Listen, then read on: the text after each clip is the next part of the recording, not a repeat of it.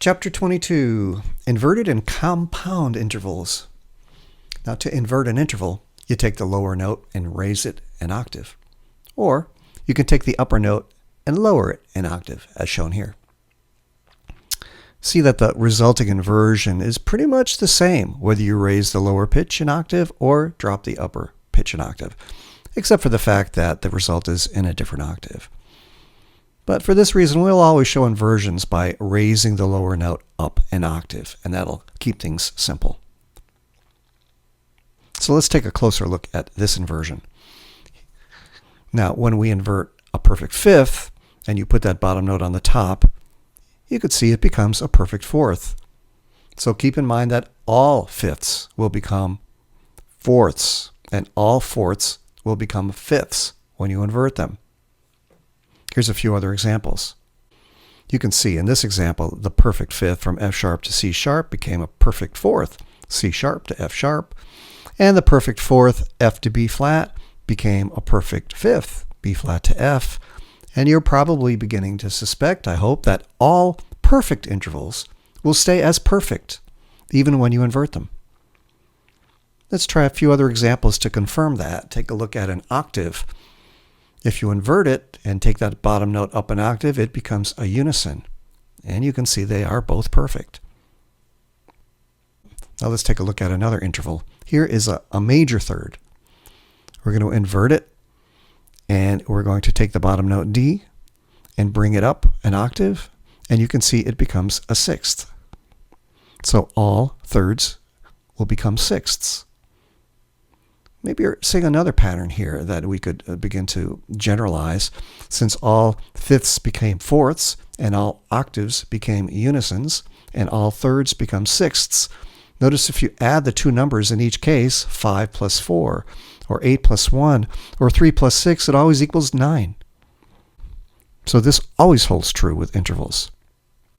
Here's a few examples where the minor third becomes a major sixth upon inversion.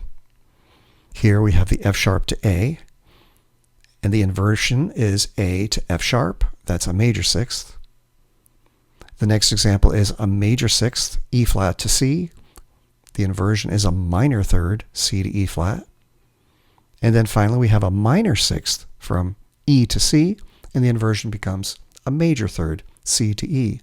So we can also generalize that minor intervals become major intervals, and major intervals become minor intervals. You can go ahead and try check your understanding 22.1, which you have to make some inversions of some major intervals. Finally, we should take a look at what happens with augmented and diminished intervals. Here we see an augmented fifth, F to C sharp. Inverting it gives you C sharp to F. So the augmented fifth becomes a diminished fourth. That makes sense, right? The 5 plus the 4 equals 9. And now we're learning that augmenteds become diminished. And the next example is an augmented sixth, E flat to C sharp. We invert it, it becomes C sharp to E flat.